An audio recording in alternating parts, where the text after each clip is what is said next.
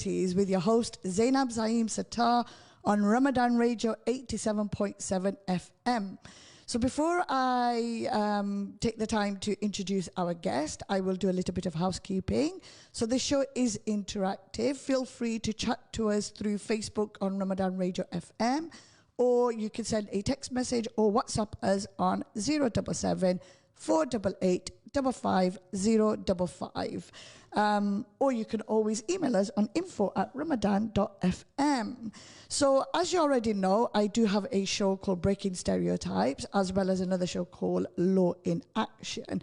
So today's show is a little bit different from my Breaking Stereotypes.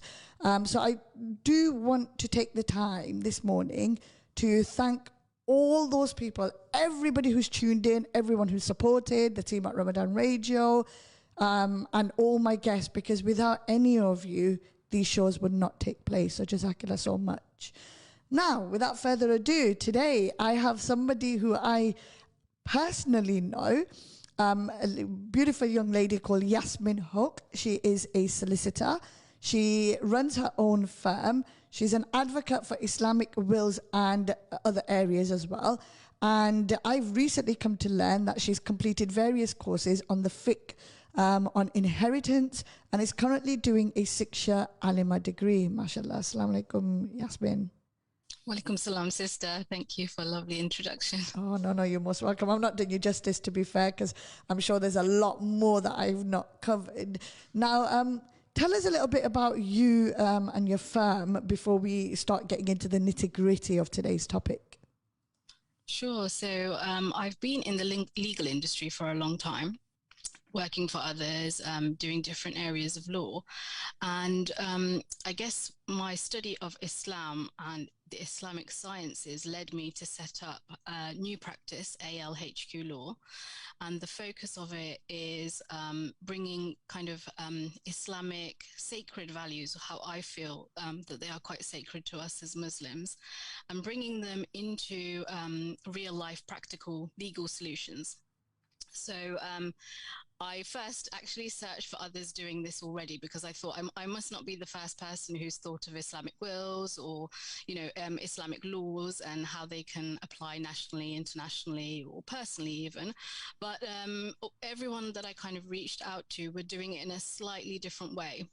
So how I was thinking about it or wanted to deliver it for my clients, it wasn't really happening, or I didn't feel it was happening. So I'll probably explain that a bit later, but that led me to set up the practice, ALHQ Law. And really, really happy. I feel so much more content now being in the legal industry with this practice that I've got, and feeling that I'm kind of doing something which is true to my beliefs, as well as fulfilling, the criteria of being a lawyer. So the best interests of your client, giving them informed choices about what's out there in terms of a solution to any legal problem. So that's where it came all about, really.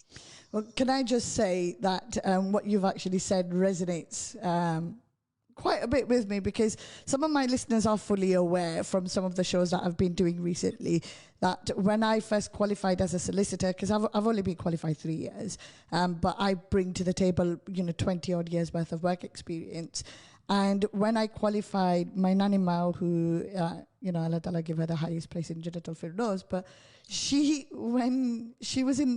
visited the UK from India that particular year that I'd qualified.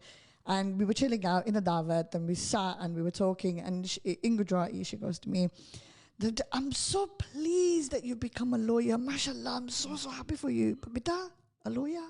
Of all the jobs in the world, a lawyer? You have to lie so much. Oh. And I, looked at her and I was in shock, and I said, Nanima, this is not the same as lawyers in India or somewhere who, can be corrupt. Not every lawyer is corrupt in India, but there will be the odd occasion that will be. And I said, Nanima, we can't do that here.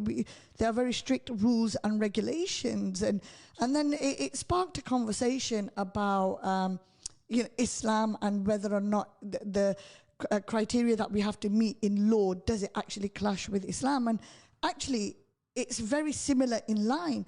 The criteria that Islam lays down about honesty and transparency, you know, that's the rules that the Solicitors Regulation Authority, the SRA, who regulate solicitors, and the Bar Standards Board, BSB, who regulate barristers, who dictate to us. So it's actually very similar as opposed to the two clashing.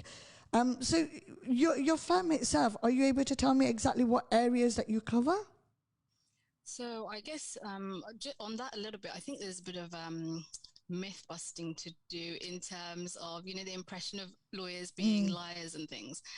I think it stems from, you know, you have to represent someone. So you can't necessarily disclose everything in a court because you wouldn't be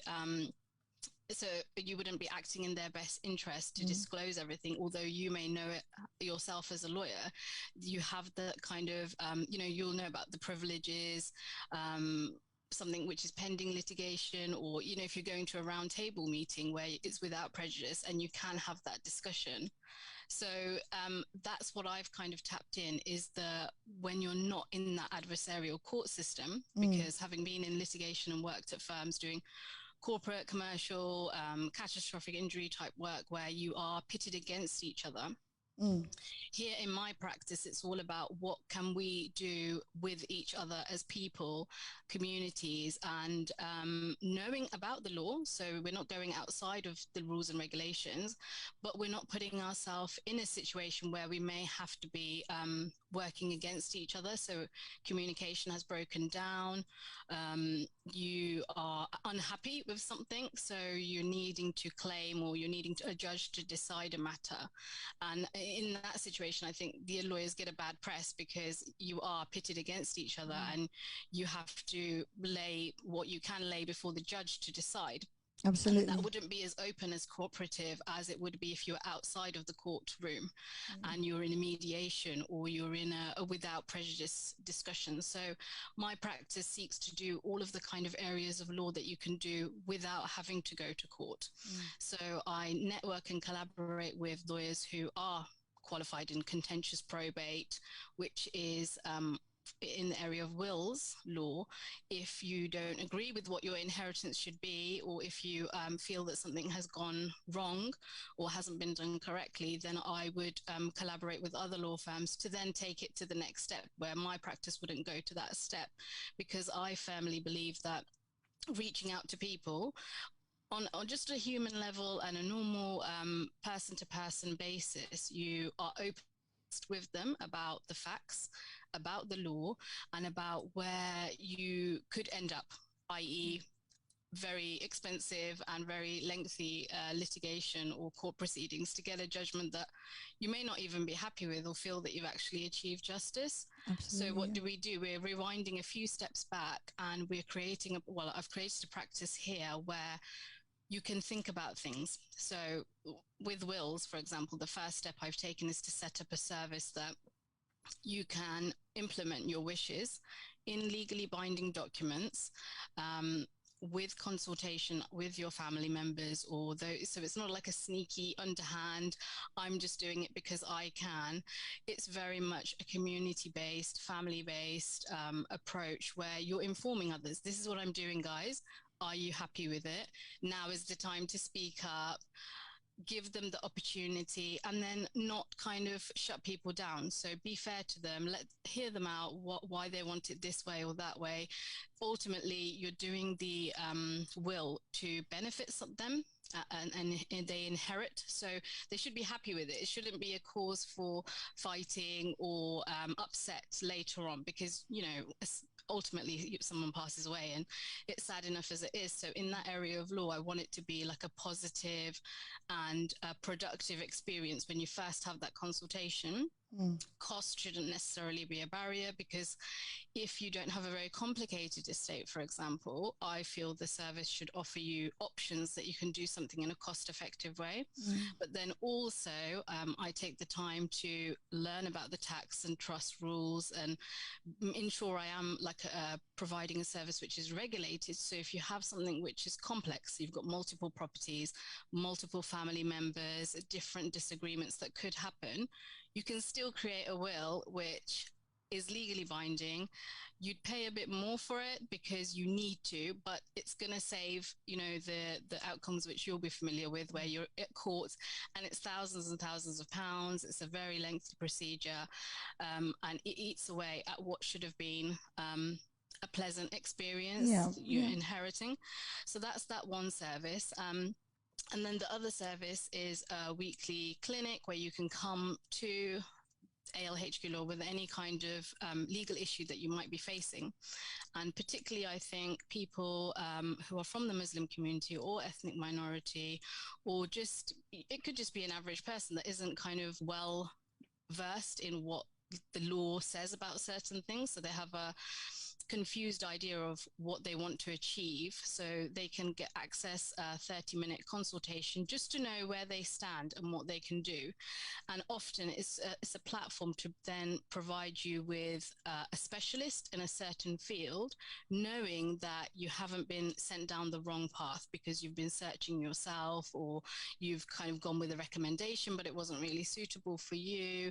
It's an independent, objective assessment of your legal issue, and then connecting you to a specialist, whether it's family law, contract law, who will respect your wishes, like religious wishes, cultural wishes, and they are a qualified professional. So you're still getting a high class service, but you're not missing out on that kind of, I think of it more like, you know, when you approach a GP and you're not sure what the diagnosis is. And sometimes even the GP is not really sure either, but just talking it through with a professional and then figuring out which of the legal paths you should go down, because often at that early stage you do have lots of choice, and if you ignore something, or if you let it escalate into people getting sad with each other, you know, doing things that they wouldn't normally do because they think it's the right thing legally to do, and then ending up in a kind of tangled mess which is much harder to fix. So that aspect of the clinic is growing as well. And then the will writing service, of course, is growing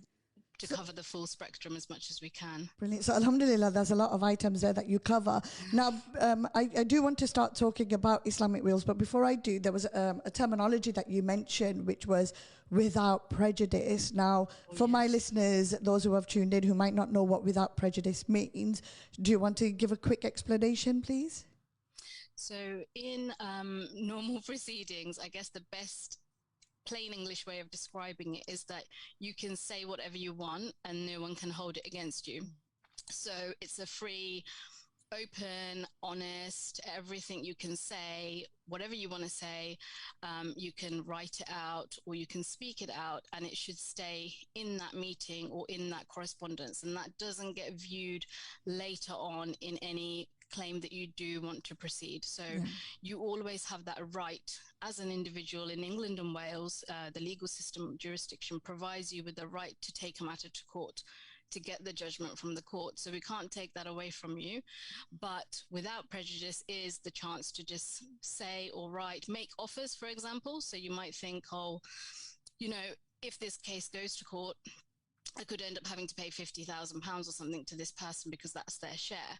So I know that, and I'll tell them that that's what I think. So I'll offer them something like 45 or 40,000 pounds now if they take it, rather than forcing me to go down the court route where they'll also not only have to take the risk whether they might get the 50 or not, but they might have to pay 20,000, 30,000 in costs. So, you know, it's not in legal just fees. Kind of, but having a chance to work out what's best for you, good for you. So I encourage people to engage in that kind of meeting and so what stays in Paris, well, what happens in Paris stays in Paris, that terminology. Exactly. Absolutely. So we've talked quite a bit about the wills. One of the first topic we've talked a lot about what you do. What I want to clarify is, first of all, what is a will? Because whilst we might appreciate that it's a well-known area, actually not a lot of people might know what it is. So are you able to tell us exactly what is a will? So in simple terms, it's a wish that has been written down. So if you're saying it verbally, it's not legally valid to be defined as a will. But as long as it's in writing and it's been witnessed, that is your wish, essentially, in a legal enforceable way. It becomes a will. So it could be an idea, it could be a wish, and it turns into a will through you writing it down in the correct formality way. Okay, great. Now we have recently been hearing the terminology Islamic will.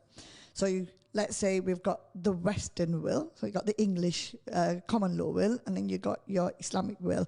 So what is an Islamic will? So that's what I noticed as well, sister, when I went into this area, that there was this terminology about Islamic will. So that led me to research about it and study it and find out. But actually, it is a will. So the definition of the will, which I've described, which is your wish and your intention, what you want to do, and you put it in writing, it's the same thing. But with England and Wales, what we should know about is that you have full freedom. So there's no kind of forced position of I have to leave everything to certain people in certain shares, which is different to, for example, Scotland or other European countries, and maybe even countries in the Middle East and further afield. They will have a system of forced succession. So I guess to explain, that means that the government or the court has already said, if someone passes away, this is how it's going to go. And if somebody doesn't agree, there may be routes to challenge. But in England, it's more free in the sense that an English will or English and Welsh will, you can write it how you please. But there are laws in place. If someone's unhappy, they can then go and challenge that and rejig what has happened there, if they think somebody was influenced or that somebody wasn't of the right sound mind when they did it or something, or they missed out on a share that they were promised, and all of those kind of mechanisms are there. But ultimately for the person, it's totally free. Now, from the Islamic point of view, we as Muslim believers take our instructions for prayer, fasting, zakat. Where do we go? We, of course, go to the Quran and Sunnah to provide us with guidance on how we can fulfill our religious obligations. So those are the common things we get taught and we know about. But I think inheritance, certainly I can't remember when I studied the basics of Muslim life, if you like, while I'm doing my normal education study, about inheritance. It was not even a thing. I don't know if that was just me or it didn't come up anyway, or I must have missed it, but it wasn't thought of as something that we would get taught as part of the general things to know about. But it is quite important. Yeah, well, I was actually going to say that looks like you and I have had slightly different teachings there, because the mosque that I used to attend when I was growing up in Bolton, we prayed a kitab known as Bahishti Zevar, which was a very, very thick kitab and fully in Urdu.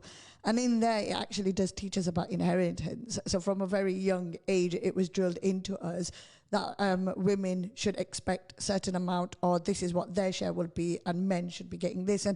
And the reason why I believe that wills in general for me is a very important topic.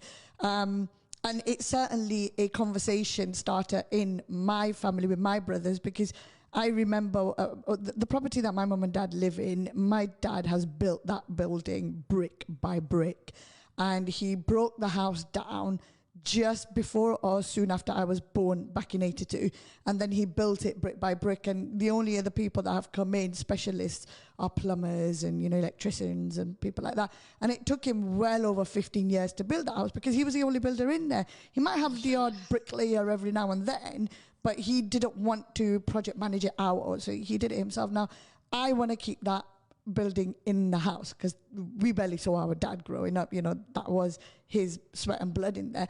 And my brothers have already said, no, we're going to do this with it, we're going to do that with it. And I turned around and I remember making a comment to one of my brothers to say, well, actually, I've got a say in this just as much as you have. And he turned around and goes, no, you're only going to get half the share of what we get. And I said, but actually, Dad has already said we're all getting an equal split. So whether you like it or not, I've got an equal share in this. And that was the first time it made me realize that the men are taught that X amount is going to be theirs, and the women. So it's drilled into us for a very long time. And this is where the will section comes into play. Now, before we move on and we talk, I really wanted to just say two things. Now, when you were talking about the person who's making the will, their wishes, their desires, and if somebody doesn't like it, there's certain terminology. Am I correct when I say that if people, let's say someone's passed away and their recipients, which are known as beneficiaries, if they don't like what they've been given, it's known as contentious. Is that correct? That's right. So then it becomes known as contentious probate because the person has passed away. If they have left a will, the starting point is to look at that document. And as you say, sister, if your father's wishes were to provide an equal share to all of his children, that is within his freedom to do so. But I guess what didn't happen was a consultation with the family to make you all aware that he's going for that choice and the reasons why. So in Surah Baqarah and Surah Nisa, you probably have had the teachings of it, but when I came to it from a reverse angle, if you like, so it hadn't been drilled into me, I hadn't had that benefit of knowing about inheritance, and I wondered why, if everybody knew about it, why didn't my mom and dad have a will? Why didn't all my family members have a will? Why is it that we're having these statistics about the population not having a will, for example?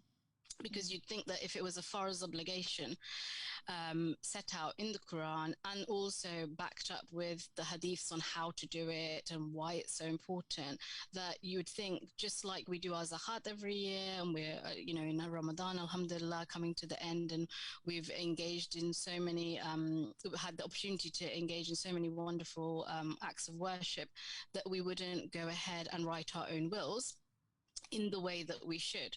So I come across people not having will, and that's kind of motivated me to go out and speak and kind of dispel some of the concerns and issues that they have with fulfilling what I consider as like an obligatory act. So for me, I find it rewarding to do it and be a legal practitioner doing it. And I feel that I'm providing a benefit to the other person too, once they've written it. You know how happy you get if you sign a property deal and you've just purchased a house that you've been saving for or trying to get, and you're so happy you signed it and it's completed and it's in your name, or a car or something that you've been wanting, and you signed that deal and it's legally you own it, right? And you feel so happy. So with my clients, the feeling of happiness when they've signed and witnessed the attestation clause, it's called, at the end, properly and carefully and correctly, and with a kind of wholesome consultation with their family, the kind of peace and happiness that they feel knowing I've done this correctly, everyone's happy with it, and you come to read your will and it isn't contentious then, because you just fulfill the probate aspect of it. So you go through the will, you go to court, get your certificate, and the nice part of distributing to the beneficiaries happily the shares that they wanted. Now, if it's a will that hasn't been made in that kind of style that I'm trying to do in my practice, yes, you will get unhappy people, but within 2 years of death, before it gets really contentious, there's something you can do called a deed of variation. So your siblings together can sit down and change what the deceased person left because of various reasons. So, for example, if somebody had been left out of a will altogether and a sibling says, oh, that's really unfair, mum and dad didn't mean to do that, they must be mistaken. As long as all the people who are legally entitled to inherit agree this, they can create a deed of variation and the distribution will go according to that wish. So it's a post-death wish being activated through a legal document. If there isn't any agreement in that time, or you've missed the time periods to do so, then yes, you will have to go through the contentious route, which involves a court application and then kind of setting out the evidence. And you're at the mercy of the court and the judge at that point then, whether they will agree with you or not. And I think for the Muslim community, it's important to be aware that it's not necessarily beneficial to get to that stage, because it's going to be a struggle for the English court system to understand why it is that the shares are different, why it is that they've been designated that way. And I think it's probably not helpful if the male sector of the community, if you like, who feel like they've got this kind of bonus share or something, that they're kind of going around to advocate or advocate for Islamic wills on the basis that all the men will get more or something like that. Because if you break it down to women and men, if you are an 18-year-old, because that's the first time you're legally allowed to write a will, you can't be, that's one of the criteria, being 18. When you write your will at 18, you might think, oh, I don't really have anything. Why would I write a will? But alhamdulillah, in the UK, we're very lucky. We've got mobile phones. We do have something where Allah subhanahu wa ta'ala would regard it as an asset, even though we might be quite dismissive, but it is something, possessions, clothing, shoes, anything. Bank account with even £1 in it is something that we should write a will for. And as an 18-year-old, if you have a mum and a dad, you would write your will to be equal to your mother and father. So there's no, gender disparity or whatever you would call it there. So it's not good to, I guess, make sweeping comments that women get less than men, because it depends very much on the circumstance of each individual. Oh, trust me, we had a massive conversation there. Yeah. I am just going to stop you there for one moment. When you were saying about the deed of variation, isn't that then going against the wishes of the actual individual who drew up the will in the first place? Doesn't that then clash with what Islam would probably say, that respect your elders or respect the other person's wishes? Wouldn't you class that as going against? So yes, I've looked into that aspect before doing the deed of variations, because I was thinking that, oh yes, you would be going against their wishes. That would be shocking. But there are verses that confirm, if you intermeddle in a person's estate and you do it to create injustice or harm or greediness, or, there's some kind of insincere motivation for changing it, then the person who's doing the changing around and all the parties involved are, not doing a good thing, basically. So it's a big no-no. But if you are intervening to justice as your kind of outcome, and you're doing it for the benefit of the deceased, and you're doing it with the intention of maintaining ties of kinship between your family, and it's something that's agreed by everyone, and you're doing it to avoid court, hardship, worse outcome. So there's like a balancing assessment that you would go through before you undertake that task. That, is this a good thing to do? Is it the right thing to do? Are we achieving justice as per the Islamic principles of justice? And then you would advise them to go ahead. So if a client was coming forth and they sat down and they wanted to divert everything to a charity for the benefit of their parent, or something like that, naturally you would think that is a good thing to do, but you would have to go through an assessment of whether it's the right thing to do, because if you are depriving members of family who would need that, that's more of the priority than actually to divert it to charity. And then after that person receives it, their fair share, if they then decide to take the step to give it to charity, that's okay. Because remember, after you've inherited, if you want to jiggle it all around, that's completely your choice, but you have to at least give that person that freedom to choose, right? Charity starts at home. Absolutely. Exactly, yeah. It's a step-by-step process. So I always take each case on its own and see how it goes. Okay. So if, because time's actually flying, so we've got about 16 minutes, so we've got quite lots to cover here.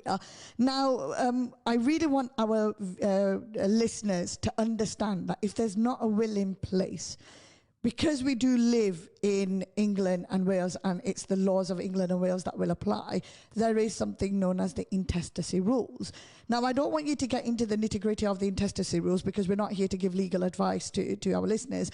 But what I do want you to just quickly touch upon is what happens if there's no will, but there is property that's left behind by a person.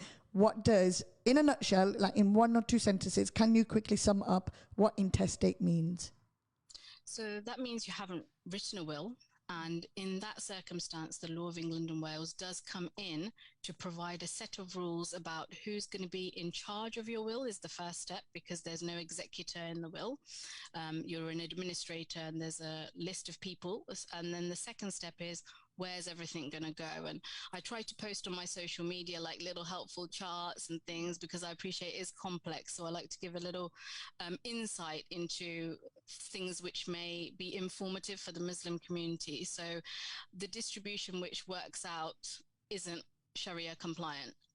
So that's even more of a reason to create a will for the Muslim community. But also for my non-Muslim clients, it's often not what they want either. So because it patches things up in different ways, and it can end up down a path that, you know, towards uncles, aunts, siblings that you wouldn't imagine your couple. You know, another thing is whether you're married or not has an impact as well, because law of England and Wales does encourage marriage. The exemptions for tax are very generous, and, you know, it's potentially a tax-free if you're spouses. But of course, if you're not registered married and you're not regarded as a spouse couple, then that can have issues for my non-Muslim clients, and it doesn't go according to how they want it. So also, that's the worry, really. Sorry to interrupt your thought there, but also stepchildren. I think a lot of people don't realize that the laws of England and Wales when it comes to the intestacy rules. So basically, very quickly in a nutshell, if there's no will, and let's say if a father was to pass away, then automatically, if the wife is still alive, the mum, let's say, then the mum would automatically get everything, right? Not everything, but they get like a statutory sum of 270,000. So that's like a ring fence sum. Okay, that's something new I did not know. Oh, okay. No, so yeah, it is quite technical, but then I'll be talking about the intestacy rules for a really long time. But it doesn't all automatically go. So that's another misconception, misunderstanding. It also depends how you hold your assets, the accounts and the properties. So the law of property does sometimes override the law of wills. There's an interplay between that. So again, it's quite good. Yeah, it depends on intricate. How you own it, how much you have, how it will go. Yeah. So okay. So that I did not know that. So I'm really glad that you myth busted that one, because I actually thought automatically it will go everything to the next person, the spouse who's still alive. But what I really wanted to actually mention is stepchildren. So let's say let's just say, for example, my husband, you know, me and my husband were married, but my kids are not, he's not adopted them because their birth father's still in play. So my kids are his stepchildren. If he was to pass away, Allah Ta'ala give him a very long life, but he left intestate, so no will, my kids would be very, very bottom of the food chain of getting something from him, because his mum, his sisters, his brothers, his uncle, aunties, grandmother, grandparents, they will all come first before his stepchildren come into play. And I think that's quite something that I really wanted to get out there, that if you've got one of those, I think it's known as a hybrid family. If you've got one of those type of families where blended family, blended, that's it, family, if you've got a blended family where you're not necessarily have adopted that child, or you might be taking care of a cousin's child, but you treat that person as your own, England and Wales will not recognise that child immediately. You know, they are very bottom of the food chain, as I like to say. So it is quite crucial, and these are the differences as well. So the next topic the next question I wanted to ask you is, we've already touched upon some of the differences between English wills and an Islamic will. Is there anything particular that you wanted to explain that is a substantial difference between the two wills? I think the major difference to know is that the perspective of it. So an English will is your total freedom to distribute your asset as you wish. So you have to be domiciled, in England and Wales for tax purposes to be writing this will, which most people will if you're living here, you're born here, or you're resident here. You have the freedom to write your will as you wish. Okay, so no one's going to take that away from you. That's the law of the land. You can go with that choice, and that's essentially your own self-interested legal right to do so. Then you have what is under Islam, the Islamic perspective that Allah subhanahu wa ta'ala has provided us for mankind as a kind of gift to know this is the fixed share, these are the set limits, this is how Allah would like you to do it, and He knows best how it will impact you in the afterlife. And we cannot even, we can't contemplate what the afterlife will look like or how it will be for us, but we know there is one as believers. So that's kind of our target goal is a bit different, because we're aiming for that, to be successful in the afterlife. And the shares on how to do it are very definitive, and they're prescribed in Surah Nisa. And like you said, you've had the inheritance learning in Islam, then you can learn it as well. And I do encourage actually my clients to learn it and know it and come to me. The best clients that come to me, they know about it and they're like, Allah has said to do this and I would like to do this. And then we go through an assessment of how we can achieve that in the most harmonious way for that set of family circumstances. So the hadiths provide us with the flexibility of about 1/3 of your estate is the wasiya, the will in Islam. So you have this 33% that you can do as you wish with if you want to. Leave it all to charity, give it to others that may not be within the fixed shares, but the other 2/3 of the estate should go per the Quran and Sunnah fixed shares. And if you go to a country like Scotland or other countries, they will have fixed shares too. So I guess that's the difference, to know that in England you have that full freedom, but it can still be challenged afterwards, so don't forget that. And then in Islam, Allah subhanahu wa ta'ala has given us a blessing and a guidance that is for our benefit for the afterlife. And there are hadiths that confirm, a person can live through their life for 70 years, okay, and they're doing all of their good deeds and they're stacking up their rewards, but when it comes to their last will and testament, they've been unjust.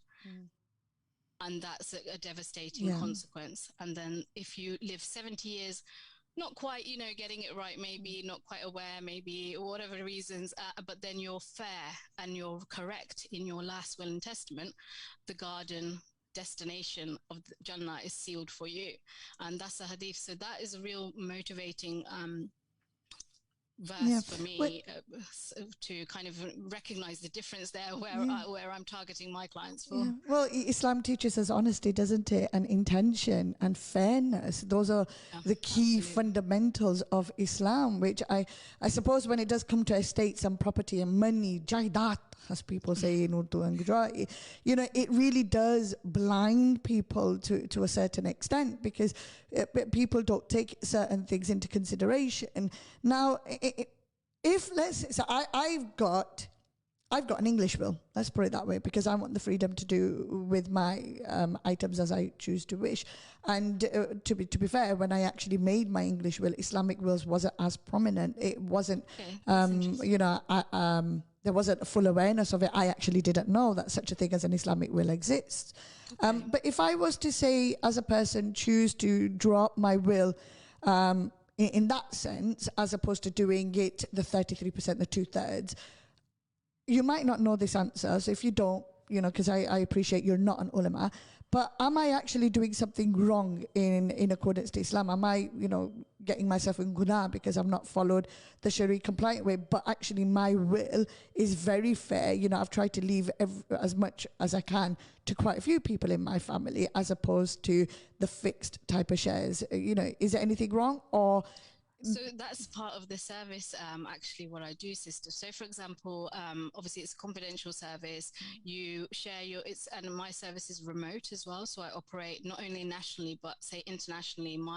When I set up, I was thinking, there's so many providers at the moment currently of Islamic Wills, and they do it slightly differently. But for me, because I had a different motivation, my first client was CEO of a major bank in the Middle East. And I would have never, I didn't even try to get him as a client or something like that. He just arrived and I was like, wow, okay, first client, majorly rich, what to do.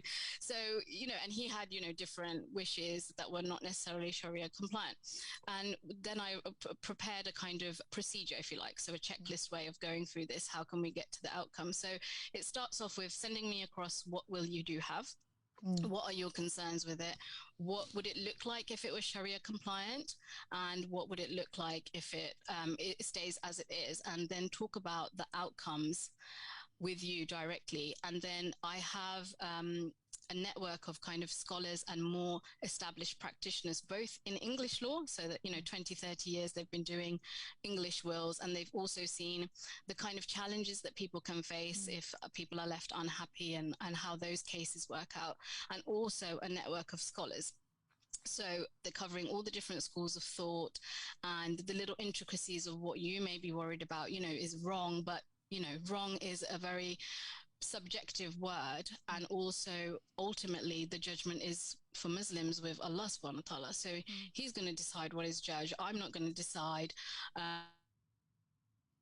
We can only strive to do what will please him and why it will please him, and kind of increase our understanding of that and get to the point where you're happy with it as well.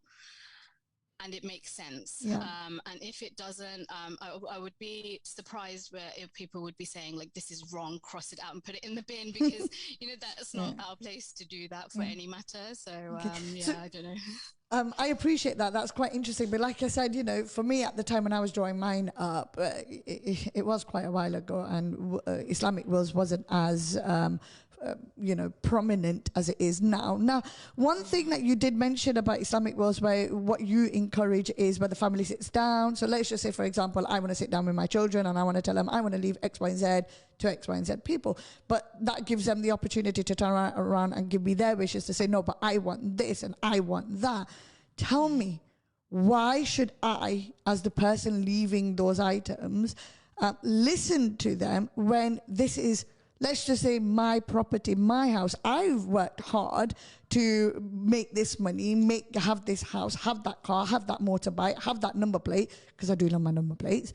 Why should I listen to, say, one child over the other child? Because their differences are going to be quite different. Why can't I write the will and they be happy with it?